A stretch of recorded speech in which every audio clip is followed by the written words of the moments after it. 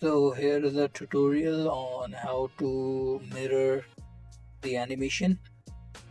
So first of all, in your animation folder, like I want to mirror this, so I will name it as mirrored animation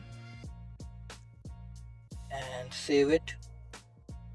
Now I will go in animation and choose mirror data table and choose your skeleton. For this I will use UE4 mannequin and name it as mirrored animation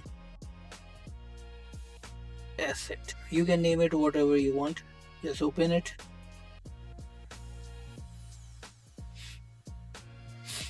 This is all the bones that is mirrored.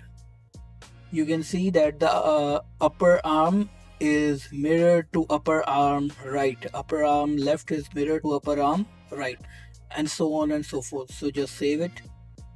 Now go back. Now the animation that we have mirrored, just click on it. First of all, we will see that from which hand he is using his left hand. Now I want this punch to be on his right hand for various purposes.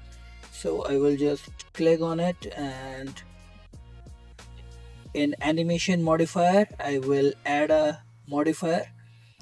Just click on it and select mirror modifier.